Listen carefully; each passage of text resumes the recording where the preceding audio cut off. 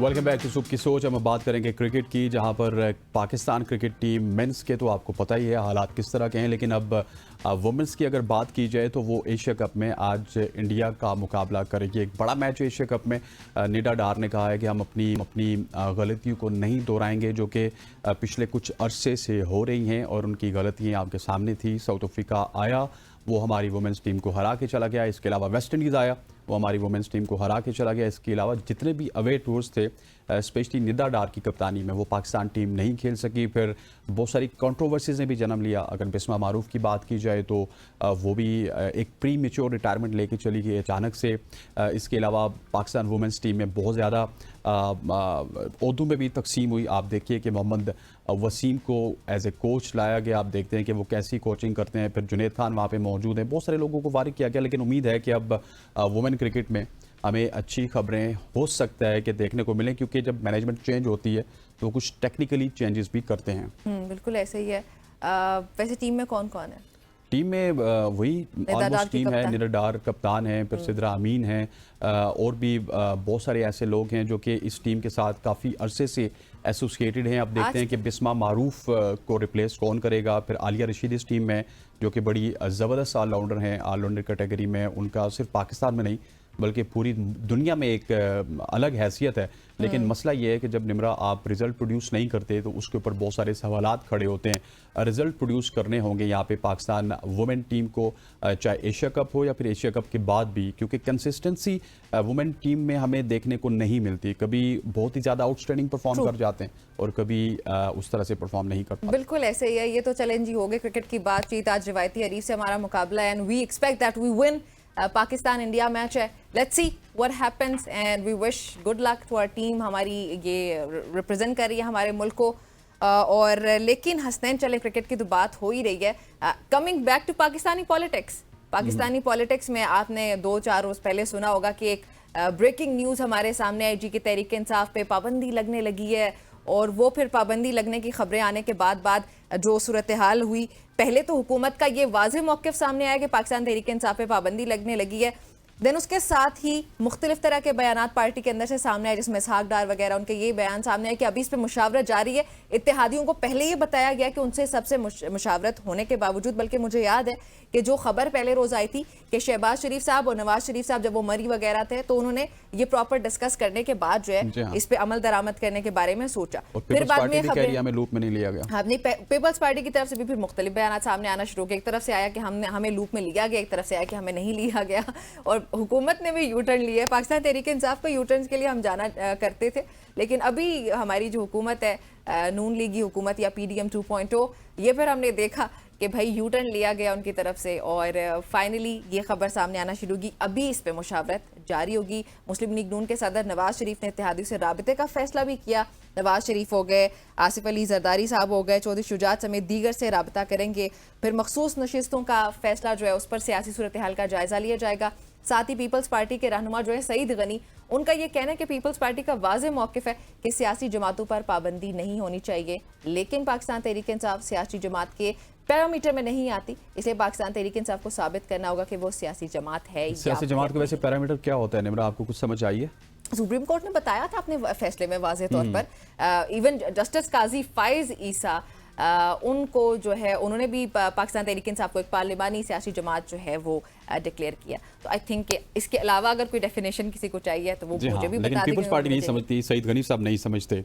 So I think so Saeed Ghani साहब को भी समझने की ज़रूरत है। पूरे पाकिस्तान में जो लोग पाकिस्तान तहरीक इंसाफ को एक सियासी जमात नहीं समझते, उनके लिए ये जो 4-5 महीने पहले इलेक्शन हुआ था 8 फरवरी को, वो एक बहुत बड़ी जिंदा मिसाल है कि अगर आप नहीं समझते तो इससे फ़र्क नहीं पड़ता। लेकिन पाकिस्तान की अवाम करोड़ों की तादाद में पाकिस्तान तहरीक इंसाफ को ही अपना निजात दहिंदा फ़िलहाल समझ रही है। उनको उन्होंने वोट दिए और बड़ी तादाद में पाकिस्तान तहरीक इंसाफ के जो उम्मीदवार थे वो आज़ाद हैसियत में कामयाब हुए। किसी को वायलन दिया गया, किसी को चिड़िया का निशान दिया गया, किसी को बैंगन का निशान दिया गया, लेकिन फिर भी अवाम ने वो निशान ढूंढ के उसके ऊपर मोहरें लगाई और एक बड़ा ही अपसेट रिजल्ट आया था। सो अवाम ये समझ रही है कि पाकिस्तान तहरीक इंसाफ एक सियासी जमात है, लेकिन अनफॉर्चुनेट है कि नून लीग को, पाकिस्तान पीपल्स पार्टी को या फिर और ऐसी जमातें जो कि इस वक्त PDM गवर्नमेंट में मौजूद हैं, वो ये बिल्कुल नहीं समझ रही कि पाकिस्तान तहरीक इंसाफ एक सियासी जमात है। बिल्कुल ऐसे ही। अच्छा चले, एक तो ये खबर होगी कि पाकिस्तान तहरीक इंसाफ पर पाबंदी का ये मामला है। दूसरी तरफ अगर देखा जाए एडहॉक जजेस की तैनाती का दूसरा अहम मामला है, जिस पर 4 नाम तजवीज़ किए गए और उस पे 2 जजेस जो हैं उन्होंने जो है वो माजरत कर ली है, पर्सनल कुछ उनकी जो काम काज है उसकी वजह से। दूसरी जानिब 2 जजेस जो हैं उन्होंने आमादगी का इजहार कर दिया है। उन्होंने ये कहा है कि हम एडहॉक जजेस तैनात होने को तैयार हैं। यहाँ पे अब सवाल ये पैदा होता है कि एडहॉक जजेस की तैनाती का ये मामला एकदम से कहाँ से सामने आ चुका है। हमारे पास एक क्लिप भी है और वो मैं चाहता हूँ कि आपको भी सुनवाया जाए, सबको सुनवाया जाए। ख्वाजा आसिफ साहब ने इस हवाले से बड़ी इंटरेस्टिंग एक बात की है, जरा ख्वाजा आसिफ साहब को सुनते हैं, फिर उसके ऊपर कॉमेंट करते हैं। अगर एडहॉक जजेस की अपॉइंटमेंट का ताल्लुक है, यहाँ तो ये पहली दफ़ा हो रही होती ना, तो फिर तो कोई बात बनती थी। पाकिस्तान की जो अदलिया की तारीख में बड़े नाम जो हैं अदलिया के, वो एडहॉक भी रहे जजेस। दूसरा सबसे बड़ा मसला हमारा दहशत गर्दी का है। नाम वो दहशत गर्दी के ख़िलाफ़ कोई करना चाहते हैं कोई एक्शन जी। सो ख्वाजा आसिफ का एक और इम्पॉर्टेंट बयान वो आपने भी सुना होगा हसनैन, आई एम श्योर कि हमारे नाज़रीन अभी तक शायद ना सुना हो। वो ये कह रहे हैं कि सरगोशी हो रही है, अक्टूबर के महीने में इंतखाबात पर हमला किया जाएगा। जो 8 फरवरी को इंतखाबात, उनको कलअदम करार देने के लिए उन पर हमला किया जाएगा। अब क्यों इतना डर रही है नून लीग, यहाँ पे ये सवाल पैदा होता है। अगर आप इंतखाबात जीत कर आए तो आपको डरने की जरूरत नहीं, बल्कि आपको तो फिर कहना चाहिए कि आए, ऑडिट करें, देखें कि इंतखाबात ऑडिट करें, वापस इलेक्शन में चले जाएं। हमें क्या खौफ है, अवाम हमें पसंद करती है, लेकिन हम तो जीत कर आए। मसला ये है कि किसी चीज़ पे जब कंट्रोल नहीं किया जाएगा, मुल्क के हालात आपके सामने हैं, 4 महीने की परफॉर्मेंसेज आपके सामने हैं, और उसके बाद इलेक्शन तो आपके सामने है कि कितना ही साफ शफाफ और पीस एंड प्रॉस्पेरिटी से ये इलेक्शन हुआ था कि एक पूरी जमात को आपने साइड लाइन पे कर दिया था। तो अब अगर अक्टूबर में उस पर हमला होगा तो डेफिनेटली उनको परेशान तो होना पड़ेगा, बल्कि वो साथ ये भी वापस वो सारी ही मैनेजमेंट उनको करनी पड़ेगी जो मैनेजमेंट उन्होंने 8 फेब को की थी। हाँ, और यही इसी मैनेजमेंट की मैं बात करने लगी थी हसनैन। उन्होंने ये कहा कि इंतखाबात, हमारी हुकूमत गिराने की कोशिश की जाएगी और हम इसको संभालने के लिए हर मुमकिन कोशिश करेंगे, हम हर हद तक जाएंगे। अब ये जिनकी हद थी वो मुझे समझ नहीं आई कि वो क्या कोई कानूनी, गैर कानूनी, आईनी, गैर आईनी, ये तमाम हुदूद है ना। तो अभी जो पिछले कुछ अरसे से हो रहा है, खासतौर पे 2021 के बाद से जो चीज़ें हमारे सामने आना शुरू हुई वक्तन फवक्तन, उससे तो यही अंदाजा हो रहा है कि कोई आईनी, गैर आईनी, कानूनी, गैर कानूनी किसी चीज का ख्याल नहीं रखा जाएगा। वो उस हद तक जाने के लिए हमारे कुछ भी कर साथ सकते मौजूद हैं फवाद चौधरी साहब, पाकिस्तान तहरीक इंजीनियर रहनुमा हैं। फवाद, आपको खुशामदीद कहते हैं। जो साहब, सबसे पहले ये बताइएगा कि हम अगर सियासी जमात के हवाले से बात करें, इसकी क्या डेफिनेशन है? और हमें सुनने को मिल रहा है कि इस पर पाबंदी लगेगी, पहले तारड़ साहब ने बताया, उसके बाद अब गवर्नमेंट इस पर मशावरत करने जा रही है। ये क्या कुछ करने जा रही है आपकी गवर्नमेंट पाकिस्तान तहरीक इंसाफ के खिलाफ? देखिए, पहली बात तो यह है कि आर्टिकल 17 जो पाकिस्तान के आइन का है, वो बताता है कि जो सियासी जमात है वो कैसे बनती है, क्या उसके इक़दाम हैं और एक दफ़ा रजिस्ट्रेशन के क्या प्रोसेसेस हैं और ये सारे मामला। और उसके बाद जो सियासी जमात बनाना वो हर पाकिस्तानी शहरी जो है उसका एक इख्तियार है। एसोसिएशन हर एक जो पाकिस्तानी है उसका इख्तियार है, और इसको बैन करना जो है वो फंडामेंटल राइट्स के बहुत ख़िलाफ़ है। इसलिए उसका जो क्राइटेरिया है वो बड़ा हाई रखा गया है। कोई हुकूमत इसको बैन नहीं कर सकती। वो एक प्रपोजल दे सकते हैं सुप्रीम कोर्ट ऑफ पाकिस्तान को, और सुप्रीम कोर्ट ऑफ पाकिस्तान फिर उसके ऊपर फैसला करती है कि जो मवाद है क्या उसके बाद सियासी जमात जो है उसको बैन किया जा सकता है या नहीं किया जा सकता। ठीक। अच्छा फवाद, ये बताएं कि जो पाकिस्तान तहरीक इंसाफ के कुछ रिजर्वेशंस हैं कि ये सब इसलिए किया जा रहा है कि जो मखसूस नशिस्तों का केस है उस पर अमल दरामद ना किया जा सके। अब अगर लेट्स से कि गवर्नमेंट ये कहती है कि अमल दरामद नहीं करने देंगे, जो कि वो रिक्वेस्ट कर भी चुके हैं, दरख्वास्त दायर कर भी दी गई है नजर सानी के लिए, अगर इस फैसले पर अमल दरामद नहीं होता है तो क्या सुप्रीम कोर्ट आर्टिकल 90 को जो है वो एक्सरसाइज नहीं करेगी? देखिए जी, सुप्रीम कोर्ट के ऊपर फैसला करने से इनकार जो है करने का मतलब ये है कि पाकिस्तान में आइन ख़त्म हो गया। और सुप्रीम कोर्ट के जो हुक्म है, तमाम अथॉरिटीज़ जो हैं बशमूल फ़ौज के, बशमूल इलेक्शन कमीशन के, बशमूल तमाम इंतज़ामी इदारों के, उनके ऊपर सुप्रीम कोर्ट के हुक्म पर अमल दरामद करना जो है वो लाजम है आइन के तहत। अब अगर आप ये कहें कि अमल नहीं करना, तो सिर्फ सुप्रीम कोर्ट ही इस फैसले को चेंज कर सकती है, कोई और दूसरा इस फैसले को चेंज नहीं कर सकता। इलेक्शन कमीशन ऑफ पाकिस्तान में ज़्यादा जो इस वक्त प्रॉब्लम है वो ये है कि वो समझते हैं कि ये अक्टूबर में जब नए चीफ जस्टिस आए तो कहीं वो जो इलेक्शन में रिगिंग हुई है और जिस स्केल की रिगिंग हुई है वो अनप्रेसिडेंटेड है पाकिस्तान के हिस्ट्री में। तो वो समझते हैं कि ये ना हो कि ये उस रिगिंग को खोल ले जिसकी वजह से ये सारी घबराहट आपको नज़र आ रही है। तो ये जो जजमेंट है, अगर इलेक्शन कमीशन ऑफ पाकिस्तान इसको इम्प्लीमेंट नहीं करता तो सुप्रीम कोर्ट बराह रास्त सेक्रेटरी इलेक्शन कमीशन को हुक्म दे देगी और वो उसको जो है वो अमल दरामद उसके ऊपर करेंगे। जिस ऑफिसर को सुप्रीम कोर्ट नॉमिनेट करेगी वो ये प्रोसेस मुकम्मल कर देगा। तो ये तो नहीं मुमकिन कि इलेक्शन कमीशन जो है वो सुप्रीम कोर्ट के हुक्म पे अमल दरामद ना करे। हाँ, सुप्रीम कोर्ट रिव्यू जो है वो फिक्स करे और उसमें इसको चेंज कर दे। वो वाहिद सूरत है ठीक। जिसमें सुप्रीम कोर्ट के हुक्म में तब्दीली हो सकती है। अच्छा चोई साहब, अभी इलेक्शन कमीशन ने मखसूस नशिस्तों के हवाले से इजलास बुलाया और आपके सामने है कि सुप्रीम कोर्ट का डिसीजन आ चुका है। सो ये इजलास अभी शुरू होने वाला है, तो ये इलेक्शन कमीशन क्या करने जा रहा है? क्या कुछ और पेचीदगियों की तरफ जाएगा या फिर सुप्रीम कोर्ट के दिए गए फैसले के ऊपर अमल दरामद करेगा इलेक्शन कमीशन? मेरा ख्याल है सुप्रीम कोर्ट को एक तो वो रिव्यू फाइल करेंगे अपना, वो कहेंगे कि फैसला दुरुस्त नहीं है, इसको अपना नजरसानी करें और उसके साथ सुप्रीम कोर्ट का जो फैसला है उसके ऊपर अमल दरामद का प्रोसेस जो है वो उसको इनिशिएट करेंगे। पॉसिबल नहीं ना, अगर वो नहीं करेंगे कंटेम्प्ट चली जाएगी, कंटेम्प्ट में। और इसके साथ जो इस वक्त जो अगर जो आर्ग्यूमेंट्स हुए हैं सुप्रीम कोर्ट के सामने, अगर उसको आप देखें तो फिर तो इलेक्शन कमीशन के ऊपर मुझे लगता है कि बहुत ज़्यादा मवाद और जो चीज़ें हैं वो इलेक्शन इसके जजमेंट में आ सकती हैं और ये ना हो कि इलेक्शन कमिश्नर और मेंबर्स जो हैं उनको लेने की देनी पड़ जाए कि जो जजमेंट है डिटेल उसमें अगर सुप्रीम कोर्ट ने इलेक्शन कमीशन के कंडक्ट के ऊपर स्ट्रिक्ट ऑब्जर्वेशंस दे दी तो उसके नतीजे में एक बहुत इलेक्शन कमीशन को मुश्किलात का सामना होगा। लिहाजा इस वक्त जो चीफ इलेक्शन कमिश्नर है और मेंबरान है उनके लिए आसान नहीं है कि वो सुप्रीम कोर्ट से इस तरह का जो है वो फड्डा डाले, क्योंकि अभी 8 मेंबर जजमेंट जो आनी है उसकी डिटेल्स अभी आनी है। तो अच्छा, अगर उन्होंने कंडक्ट अपना बेहतर नहीं करते और 8 रुकनी बेंच ने सुप्रीम कोर्ट ने चीफ इलेक्शन कमिश्नर और मेंबरान के कंडक्ट को चार्जशीट कर दिया तो वो फिर अपने ओहदों पर बरकरार नहीं रह सकेंगे। सही। अच्छा फवाद, अगर ये नजरसानी दरख्वास्त डेफिनेटली उसकी तरफ ही लोग जाएंगे तो सेम बेंच रहता है, फैसला भी एक्सपेक्ट यही किया जाता है कि सेम फैसला ही आएगा या हम कुछ नया एक्सपेक्ट करें कि हो सकता है कि शायद कुछ नया वापस सामने आ जाए?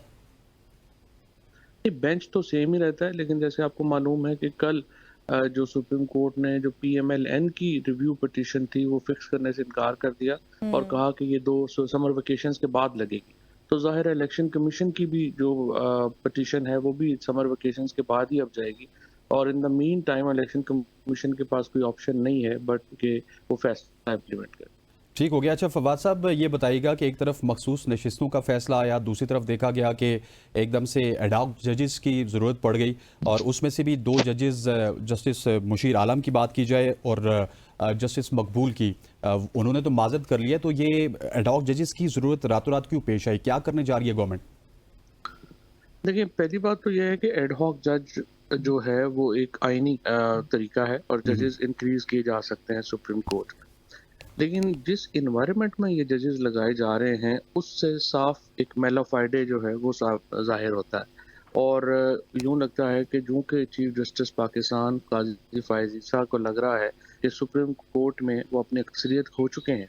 और ये भी आप देखें कि चीफ जस्टिस के खिलाफ इस तरह से फुल कोर्ट में कभी भी जो है वो अक्सरियत नहीं बनी। आमतौर पे अक्सरियत चीफ जस्टिस के साथ जाती है, लेकिन ये बड़ा अनप्रेसिडेंटेड हुआ है कि चीफ जस्टिस जो है वो अक़लियत में है और 8 जज जो हैं वो दूसरी तरफ हैं और चीफ जस्टिस जो है वो असल में तो उनके साथ सिर्फ एक जज है। तो इससे एक जाहिर होता है कि वो सुप्रीम कोर्ट में अपनी अक्सरियत खो बैठे।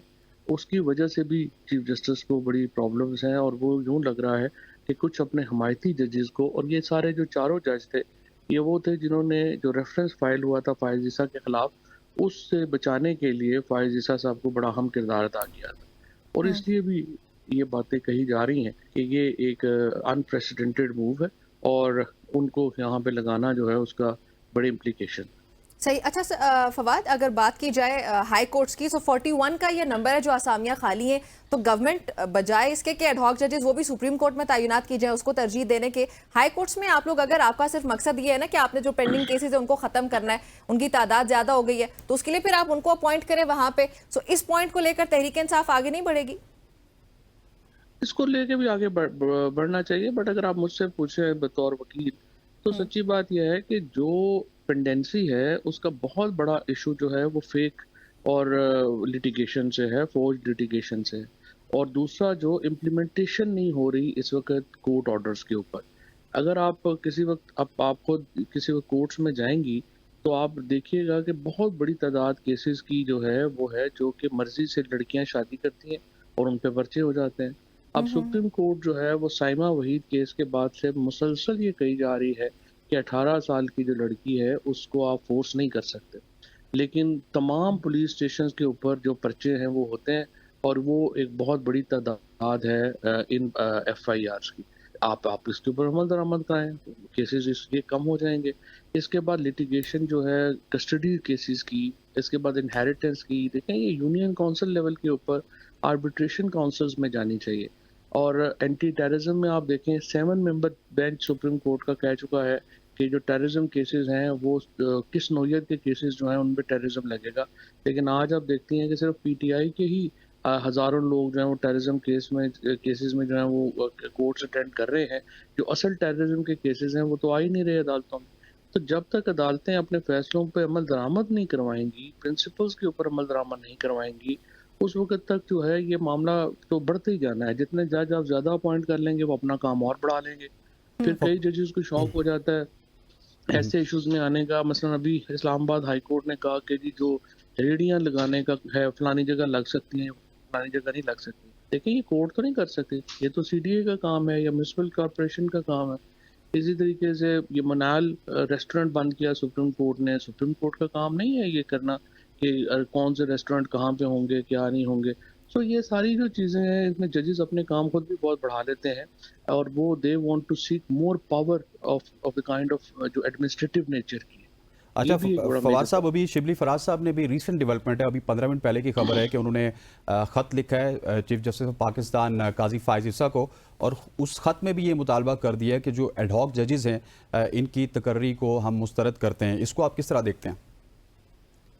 ये फैसला तो ठीक है, जाहिर है कि वो उन्होंने जो है वो किया है फैसला, लेकिन ये मेनली तो आपको पता है कि सुप्रीम कोर्ट की एक इंटरनल पॉलिटिक्स है और उसी पे डिसाइड होगा कि कैसे आगे होना है। अब शायद आज तो अब ये कहा जा रहा है कि शायद ये यूनानिमस डिसीजन हो जाए, तो उससे जाहिर है कि एक सिचुएशन तो है, लेकिन PTI की जो खत लिखने से या उन चीज़ों से तो नहीं ये रुकनी, लेकिन ये इंटरनल पॉलिटिक्स जो जुडिशरी की है वो किधर बैठती है ये देखते हैं। सही। अच्छा फवाद, अगर ये तैनाती हो जाती है एडहॉक जजेस की 4 के 4, लेट्स से जस्टिस काजी फाइज ईसा के जो नामजद नुमाइंदगान है उन्हीं की अगर हो जाती है, तो पाकिस्तान तहरीक इंसाफ पर इसके क्या असरात पड़ेंगे? क्योंकि गवर्नमेंट ने जो रिव्यू पिटिशन भी दी है वो इन्हीं ग्राउंड्स पर दी है कि जो जजेस हैं वो पाकिस्तान तहरीक इंसाफ को फेवर्स दे रहे हैं। देखिए पहली बात तो ये है कि ये मेरा नहीं ख्याल नून लीग ने लिखा है, ये लिख भी नहीं सकते थे, that would have been contempt of court. लेकिन आर्ग्यूमेंट यही पेश करते हैं, जब कभी इवन आप इंटरव्यू भी उनके सुने तो उनका यही कहना है कि जजेस ने जो है वो अपनी हुदूद से तजावुज किया, तो इसलिए उनको देखना चाहिए, नजरसानी करना चाहिए। नहीं, लेकिन जो नजरसानी है वो उसमें इस तरह की वर्डिंग वो कभी भी नहीं लिखेंगे। डेफिनेटली उसकी वजह यह है कि जो 13 मेंबर बेंच है तो फुल कोर्ट है ना, तो सारी की सारी कोर्ट ही जो है वो बायस्ड है। और मतलब आप समझिए कि 13 जजेस में से जो है वो 9 जजेस बायस्ड हैं या 11 जजेस बायस हैं, तो फिर जो हुकूमत 125 जजेस को तो नहीं ना सबको टेक ऑन कर सकती, तो इसको कैसे वो करेंगे? इसको तो मैनेज ही करनी पड़ती हैं चीज़ें। हुकूमत के पास कोई स्ट्रेटजी नहीं है असल में, ना उनके पास कोई पॉलिटिकल स्ट्रेटजी है, ना ही उनके पास कोई लीगल स्ट्रेटजी है कि उन्होंने इन चीज़ों को डील कैसे करना है। So that's the primary problem with the government. ठीक हो गया फवाद, बहुत शुक्रिया आपका वेरी ज्वाइन करने के लिए, बहुत शुक्रिया। नाज़रीन, गुफ्तगू आपने सुनी है फवाद चौधरी साहब की, और पाकिस्तान तहरीक इंसाफ पर पाबंदी और एडहॉक जजेस का मुअम्मा, ये आपको अनकरीब ये केस खुलते हुए नजर आएंगे, एक्सपैंड होते हुए नजर आएंगे। मुझे भी यही नजर आ रहा है कि मजीद कुछ ना कुछ डेवलपमेंट्स होती जाएंगे जो आपके साथ हम शेयर करते रहेंगे। एक ब्रेक शामिल करते हैं।